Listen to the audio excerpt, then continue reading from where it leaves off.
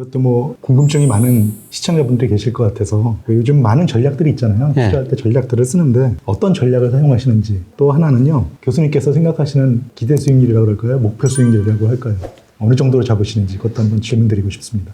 예, 저는 뭐 투자라는 것은 위험하고 수익의 적절한 조화라고 보고 있거든요. 예, 그래서 제가 가지고 있는 모델의 뭐 주가 지수가 떨어지면 저는 월별, 일별 모형 다 가지고 있습니다. 그래서 주가가 떨어지면 야, 이연 관리할 때다. 예, 그래서 인버스 같은 거로 이연 관리를 하고요. 올해는 인버스보다는 저는 리스크보다는 주가가 저평가되어 있기 때문에 수익률에 좀 정점을 두고 있어요. 그래서 올해는 그 수익률을 제고할 수 있는 이런 방안을 많이 찾고 있는데요. 예, 저는 기본적으로 목표 수익률이 은행 이자의 한 3배 정도 됩니다. 그러면 지금 은행 이자 한 4% 정도 되니까 예, 뭐 10% 이상 예. 보시겠네요? 근데 은행 이자라는 게 늘 달라지니까요. 3배 정도 은행 이자의 그 목표 수익률 정하고 투자하고 있습니다. 근데 기본적으로 저는 뭐 나이가 들었기 때문에 뭐 원금은 지키는 게 가장 중요하다. 그래서 철저하게 리스크 관리를 합니다. 그 작년 같은 경우는 뭐 수익률보다는 수익률 최소한 작년에는 원금은 지키자. 그런 측면에서 리스크 관리를 많이 했고 리스크 관리 수단이 많이 있거든요. 대표적으로 인버스 ETF 같은 거 투자하면은 얼마든지 돈도 벌 수 있고 리스크 관리를 할 수가 있는 것이죠. 그래서 이런 그 다양한 금융 상품이 있으니까 저는 적절하게 리스크 관리, 수익률 늘 이게 어떻게 하면 조화를 이룰 수 있을까. 사실 올해도 지금 코스피가 20% 올랐는데요. 제 수익률은 5% 정도밖에 안 돼요.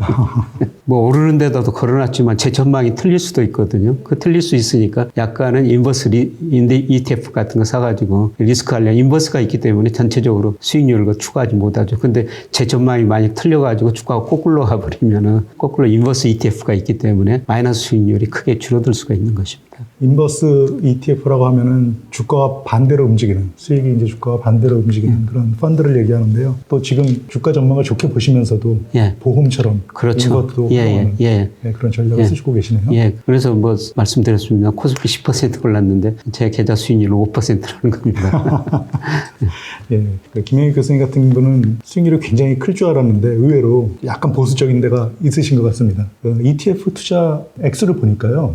지금 말씀하신 주가와 같은 방향으로 움직이는 인덱스, 반대로 움직이는 인버스, 외에도 그 곱하기 2배짜리 인덱스, 또는 곱하기 2배짜리 인버스, 이런 굉장히 리스크가 큰 ETF를 많이 활용을 하시던데 그거에 대해서는 저는 어떻게 생각하시는지? 2배짜리는 거의 안 합니다. 왜냐하면 아직도 좀 불확실성이 높은 시대니까요. 그래서 뭐 안전히 경기도 회복되고 경기 회복 초기라고 판단하면 2배짜리도 살 텐데 저는 뭐 2배짜리 사기에는 아직도 경제가 불확실성이 크다고 보기 때문에 2배짜리는 좀 안 하고 있습니다. 근데 뭐 어느 시점 확신 들면 2배짜리도 하긴 해야 될 텐데요. 지금은 뭐 2배짜리는 아직 생각 안 하고 있습니다. 확신이 들면은 그 2배짜리 그렇습니다. 레버리지 투자를 하시지만 지금 같은 시기에는 좀 그런 투자를 하기 불안하시다. 이런 말씀이시네요. 그러니까 제가 보는 뭐 선행지수 순환변동치가 확실히 이제 저점을 치고 올라가면은 이미 주가는 많이 올랐을 텐데요. 그게 올라가면 주가가 또 더 오르거든요. 그럴 때는 제가 2배짜리를 활용할 수가 있죠. 근데 아직은 뭐 그런 시점이 아닌 것 같기 때문에 뭐 조심스럽게 1배짜리만 좀 하고 있고요. 또 2배짜리 하려면은 저 금융협회에서 미리서 교육을 받아야 돼요. 그렇습니다. 교육받고 그 교육받았다는 걸 증권사에다가 등록을 해줘야지 2배짜리가 거래가 되거든요. 그런 준비는 지금 저는 머지않아 그런 시대가 올 것이기 때문에 그런 준비는 해두시는 게 좋을 것 같습니다. 장기 투자를 성공하려면 반드시 해야 되는 전제 조건 같이 이렇게 얘기하잖아요. 사실 그게 이제 이론적으로도 그게 정립이 돼 있고, 그런데 무조건 장기 투자하는 것에 대해서는 다른 의견을 가지실 수도 있을 것 같습니다. 어느 정도의 기간 또는 어떤 기준으로 장기 투자를 정의하시는지 그것도 한번 여쭙겠습니다. 저는 우리나라 경기 확장 국면, 수축 국면, 평균 확장 국면이 33개월이거든요. 그러니까 한 3년 정도가 장기 투자라고 보고 있습니다. 아무리 좋은 종목도 경기가 수축 국면에 들어서면 떨어질 수가 있거든요. 그래서 저는 3년 정도를 장기 투자라고 보고 있고요. 그 다음에 제가 뭐 장기 투자하는 종목은 추세를 보고 투자하는 겁니다. 아까 전기차 같은 거 말씀드렸습니다만은 사실 이런 종목은 변동성이 심하기는 심한데요. 저는 사놓고 큰 대세의 흐름이다. 그래서 그런 종목은 비중 거의 조절 않고 기다리죠. 그 다음에 이제 비중 조절은 아까 말씀드린 ETF를 합니다. 제가 뭐 일별 모형, 뭐 월간 모형 다 가지고 있습니다만 거기서 주가 올라가면 오르는 ETF를 비중을 늘리고 그 다음에 거기서 주가가 모델에서 떨어지면 인버스 비중을 좀 늘리는 거죠. 근데 기본적으로 제가 좋다고 생각하는 종목들은 장기적인 추세라고 보는 종목들은 그거는 그대로 놔두고 있습니다. 그러니까 펀드는 비중 조절을 자주 하시는 편이고 종목은 오히려 장기 투자를 한다는. 예, 그렇습니다. 그런데 종목은 아까 말씀드린 것처럼 많이는 안 한다는 겁니다. 제가 아는 종목들이 별로 없으니까. 코로나를 계기로 해서 지금 예. 말씀하신 이제 전기차 같은 것도 이제 해외 투자를 많이 하시잖아요. 예. 워낙 유명한 테슬라 같은 회사들이 예. 미국에 있어서 그런 것 같은데요. 근데 그 해외 투자하고 국내 투자 비중에 대해서도 그 고민을 많이 하실 것 같아요. 예. 어떤 분들은 자기 나라 주식에 일정 비율 이상, 절반 예. 정도는 투자해야 된다. 이런 이론을 내세우시는 분도 계시고, 어떤 분들은 한국 시장은 전 세계 주식 시장 뭐 2, 3%밖에 안 되잖아요. 예. 그러니까 그러다 보니까 한국 시장에는 그 비중만큼만 크게 투자할 이유가 없다. 이렇게 여러 가지 그 이론을 말씀하시는데, 교수님께서는 해외 투자와 국내 투자의 비중에 대해서 어떤 의견을 가지고 계신지 여쭙겠습니다.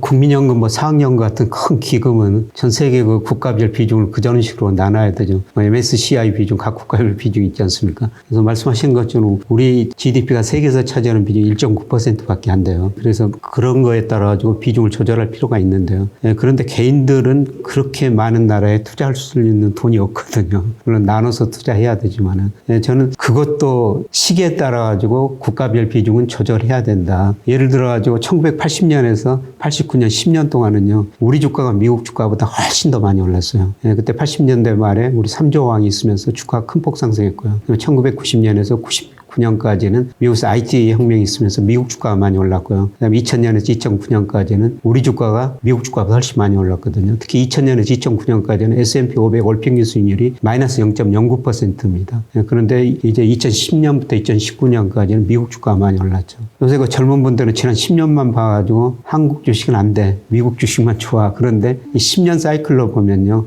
저는 미국보다는 한국 시장이 훨씬 더 나으리라고 보고 있습니다. 그리고 제가 주가를 여러 가지로 평가해 보는데요. 우리 주가는 명목 GDP, 일평균 수출 금액, M2 이런 거에 비해서 한 20%가량 저평가됐어요. 근데 미국 주가는 아직도 10% 이상 고평가되어 있거든요. 이런 걸 보면은 저는 앞으로 10년은 미국보다는 우리 비중을 좀 늘렸으면 좋을 것 같고요. 특히 개인 투자자 입장에서 보면은 그렇게 여러 나라에 투자할 그만큼 돈이 안 되기 때문에 앞으로 10년은 저는 우리 비중을 많이 늘렸으면 좋을 것 같습니다. 일반 투자자라고 하면 그 비중이 해외와 국내 비중이 어느 정도가 적절하다고 생각되는지 좀 곤란한 질문일 수 있겠습니다만, 제가 굳이 여쭤본다면 어떻게 될까요? 국가별로 비중한다면 저는 국내 한 60%, 해외 40%인데요. 근데 국가별에서 만약 미국하고 우리나라만 두 나라만 투자한다면 대부분 그러지 않습니까? 그러면은 미국은 한 30%, 앞으로 10년은 우리 비중 한 70%이 정도 가져가시는 게 좋을 것 같습니다. 투자 수익률하고 그 명목 GDP 성장률하고 굉장히 밀접한 관계를 가지고 있다, 이렇게 생각을 하는데요. 지금 한국이 그전에는 굉장히 빠른 속도로 성장을 하다가 최근에 조금 둔화된다 이런 걱정들 많이 하시잖아요. 그렇게 보신다고 하면 지금 타이밍상으로는 국내 투자가 낮다 이렇게 말씀하셨지만, 더 장기적으로 봤을 때 그거에 대해서 어떤 염려를 가지고 계시지 않은지. 장기적으로 우리 잠재 성장률이 실질은 한 2% 떨어지고 명목은 한 3%입니다. 그러면 주식 기대 수익률은 5% 정도밖에 안 되거든요. 그거는 다른 나라도 아주 신흥국 외에는 마찬가지일 겁니다. 근데 제가 우리 주식 투자하라고 말씀드린 거는요, 작년 말 기준으로 우리 코스피가 명목 GDP로 평가하면 24% 저평가됐어요. 그러니까 지금부터 24%가 올라야지 제자리 간다는 거죠. 그리고 나서도 계속 연 한 5% 정도는 성장할 수가 있으니까, 지금 굉장히 이거 저평가됐으니까 추세에 갈 때까지도 우리 주식이 수익률이 상대적으로 높을 거라는 겁니다. 근데 미국은 그런 식으로 평가해 보니까 작년 말 기준으로 13%나 가대평가되어 있거든요. 그렇다가 지금 말씀하시는 걸 들어보니까 우리 주식이 많이 저평가되어 있고 그다음에 비중을 어느 정도 늘려도 괜찮다 이렇게 말씀하시는 것 같습니다. 혹시 그런 거에 대해서 우려하는 시청자들이 있다고 하시면 지금 말씀을 잘 들으시면 좋을 것 같습니다. 우리가 투자하는 게 결국은 노후를 위해서 투자하는 거다. 이렇게 말씀하시는 분들도 많이 있잖아요. 저도 그렇게 생각을 합니다. 연금같이 장기 자산들은 특히 투자 비중이 높아야 된다고 저도 그렇게 생각하는 쪽인데요. 이게 투자가 또 공부가 필요하잖아요. 예금이라고 하는 것은 그냥 넣어놓고 기간만 지나면은 똑같은 수익률이 나오는 그런 그 금융상품인데 비해서, 투자라고 하는 것은 항상 말씀하시는 것처럼 공부하지 않은 사람은 사실 예금 이자보다도 수익률이 더 낮을 수 있는 이런 함정이 있는데, 그러다 보니까 TDF라고 하는 타겟 데이트 펀드 집어넣어놓고 나이에 따라서 투자 비중이 글라이드 패스라고 그러죠.